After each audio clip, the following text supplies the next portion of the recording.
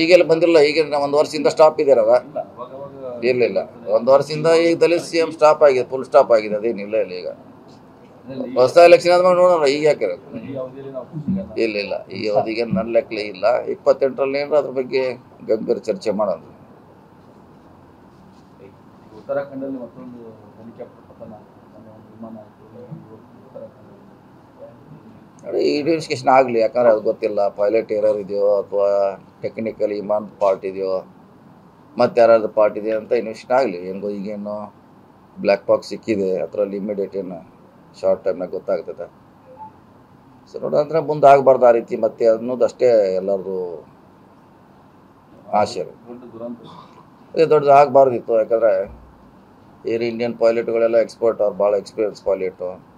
Company ಕೂಡ ಭಾಳ ಹಳೆದಿದೆ. ನೋಡೋಣ, ಇನ್ವೆಸ್ಟಿಗೇಷನ್ ಗೊತ್ತಾಗ್ತದೆ. ಗುಜರಾತ್ ನಂತರ ಇವತ್ತು ಉತ್ತರಾಖಂಡದಲ್ಲಿ ಮತ್ತೊಂದು ಹೆಲಿಕಾಪ್ಟರ್ ಪತನ ಆಗಿ 7 ಜನ ಡೆತ್ ಆಗಿದೆ. ಹೇಳಲಿಕ್ಕೆ ಆಗಲ್ಲ. ವೆದರ್ ಡಿಪೆಂಡ್ ಇರ್ತೈತೆ, ಟೆಕ್ನಿಕಲ್ ಇರ್ತೈತೆ, ಪೈಲಟ್ ಹೇಳಿದ್ರಲ್ಲ, ಡಿಪೆಂಡ್ಸ್. ಉತ್ತರಾಖಂಡದಲ್ಲಿ ಎವ್ರಿ 10 ನಿಮಿಷಕ್ಕೊಂದ್ಸಲ ವೆದರ್ ಚೇಂಜ್ ಆಗ್ತಿರ್ತಾರೆ. ಹಿಂಗಾಗಿ ಆಗ್ತೈತೆ, ಏನು ಹೇಳೋಕ್ಕಾಗೋಲ್ಲ. ಸೊ ಒಂದೊಂದು ಸಲ ಪೈಲಟ್ ಮಿಸ್ಟೇಕ್ ಇರುತ್ತೆ, ಒಂದು ಸಲ ವೆದರ್ ಸಡನ್ನಾಗಿ ಚೇಂಜ್ ಆಗಿರಲ್ಲ. ಹಿಂಗಾಗಿ ಗೊತ್ತಾಗಲ್ಲ. ಇನ್ವೆಸ್ಟಿಗೇಷನ್ ಆಗಲಿ, ಆದಮೇಲೆ ನೋಡೋಣ.